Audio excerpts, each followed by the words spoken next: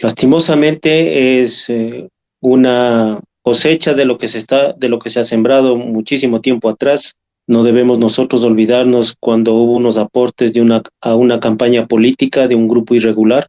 No podemos nosotros olvidarnos que se gestionó una constitución garantista de derechos para los delincuentes, que inclusive tiene una denuncia en fiscalía por el cambio de texto de algunos artículos, donde muchos de esos miembros de ese partido político, movimiento político, son los que tienen información privilegiada y saben antes de que roben, antes de que maten o antes de que se fuguen. Es increíble lo que estamos viviendo. Ahora el decreto 111, pues por parte del presidente de la República del Ecuador, el presidente Noboa ha decretado un conflicto interno armado en el país y es una guerra asimétrica porque nos estamos enfrentando no a un adversario convencional, sino a una amenaza llamada terrorismo. El terrorismo no respeta reglas de enfrentamiento, por lo tanto, todos debemos preocuparnos de la seguridad personal, de la seguridad familiar, de la seguridad barrial, de la seguridad empresarial, y la fuerza pública pues hará todos los esfuerzos para, con su capacidad operativa, controlar las fronteras, las cárceles, las carreteras y las áreas estratégicas.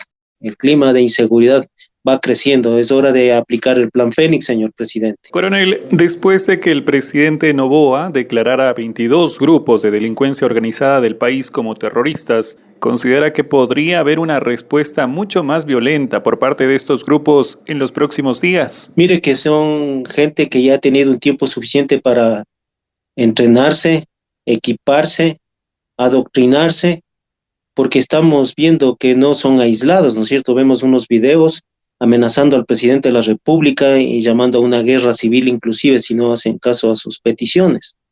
Esto no es aislado, vemos que hay un modus operandi de atacar y hacer arma a los vehículos particulares con tanques de gas para que exploten y es el escenario que quieren complicarle más poniéndole para que exploten en gasolineras. Esto ya estamos visualizando los ecuatorianos. Entonces eso es lo que yo llamo una guerra asimétrica porque usted no se está enfrentando a unas fuerzas legales, usted no se está enfrentando a gente uniformada ni preparada que respeta reglas de enfrentamiento. Por eso el terrorismo quiere causar terror, pavor en la ciudadanía y por eso han hecho lo que han hecho. El decreto 111 del señor presidente pues faculta a la fuerza pública para que pueda actuar si ya ve en riesgo su vida o la vida de terceros para que haga uso progresivo de la fuerza y la fuerza pública está entrenada para actuar. ¿Cuál es su criterio con respecto a la situación en las cárceles del país teniendo en cuenta la fuga de alias Fito y Colón Pico? Ha habido una desatención e inacción a ese sistema de rehabilitación social. Lo que ha existido es una privación de libertad. Ese mismo grupo político al que me refiero pues nos vendió la idea de que las megacárceles eran algo que iba a solucionar el problema, pero agravó muchísimo más, o es justamente el escenario que crearon para lo que hoy estamos cosechando. ¿Y a qué me estoy refiriendo? Crear megacárceles para controlar a 6.000, a 4.000 o a 3.000 PPLs, con un escenario en el que vivimos nosotros los ecuatorianos, al lado de carreteras principales, de ríos o a 5 minutos de la ciudad, sin servicios básicos, sin comedores y manejados cárceles del siglo XXI con cadenas y candados. Eso es el problema. Ha habido errores y horrores, y claro, dentro de esa desatención, inacción, pues se cometió el error y se fugó Fito, pero a día siguiente se fuga Colón Pico, que inclusive es el individuo que le menciona a la señora fiscal general del Estado, que estaba trabajando para quitarle la vida. ¿Por qué no se tomaron las precauciones adecuadas? O lo que es peor, ¿por qué no se investigó que fueron ahí directores de ese centro de privación de libertad en Riobamba destituidos porque le abrieron la puerta a este mismo sujeto? Entonces, señor presidente, la seguridad no se improvisa ni se politiza. Usted se ha referido a las falencias que existen en los centros de privación de libertad, pero ¿qué se debería hacer para que haya un verdadero sistema de rehabilitación social? El SNAI y la fuerza pública solos no van a poder. El reglamento de rehabilitación social le habla de un organismo técnico. ¿Quiénes son parte del organismo técnico? Son los poderes del Estado y gran parte de los ministerios, que son los que lideran los ejes de tratamiento. Aplaudimos cuando se comenzaron a reunir, pero yo tuve la oportunidad de regresar al SNAI como su director y dejé el cargo el 13 de diciembre. Y yo investigué y decía, ¿dónde está esa hoja de ruta? ¿Dónde están ese compromiso? ¿Dónde están los objetivos, las metas de ese organismo técnico? nos queda debiendo el organismo técnico, es decir, nos queda debiendo el Estado ecuatoriano referente a la rehabilitación social. Por eso siempre hablo yo de privación de libertad y no de rehabilitación social, porque hay estadísticas que nos indican muy claro quiénes se han reinsertado socialmente y qué es lo que está pasando con este sistema penitenciario. Es un descuido total. Fueron declaradas como zonas de seguridad. Los estados de excepción son disuasivos, no son la solución integral al problema, porque aquí necesitamos de todo, del Estado ecuatoriano para la solución del control de las cárceles.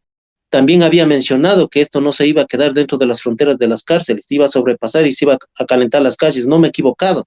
Y es más, hablé de crimen organizado, hablé de operadores comunicacionales que trabajan para las mafias. El caso Metástasis y el tiempo me ha dado la razón. Finalmente, si bien no podemos descifrar a ciencia cierta lo que sucederá en los próximos días en Ecuador, pero según su experiencia, ¿qué piensa que sucederá en el país tras las decisiones que han adoptado las diferentes autoridades? Vamos a tener una paz relativamente calma, una relativa calma por algunos días porque la fuerza pública va a estar en las calles. Ahora esa capacidad operativa, esa logística va a permitir durante cuántos días, semanas, meses, años, porque esto no se va a solucionar a corto tiempo. Estamos infiltrados. El crimen organizado nos ha demostrado que no solamente ha habido narcogenerales, sino también ha habido narcojueces, narcofiscales, narcoministros, narcoperiodistas, narcociudadanos. Es un trabajo de años del crimen organizado. También seamos positivos porque la gente buena somos más, pero hay que trabajar en beneficio de la sociedad porque debemos dejar un mejor futuro a nuestros hijos y a nuestros nietos. Pero todos arrimando el hombro, por eso hablo yo de una seguridad personal, de una seguridad familiar, de una seguridad barrial, de una seguridad empresarial. Todos debemos arrimar el hombro.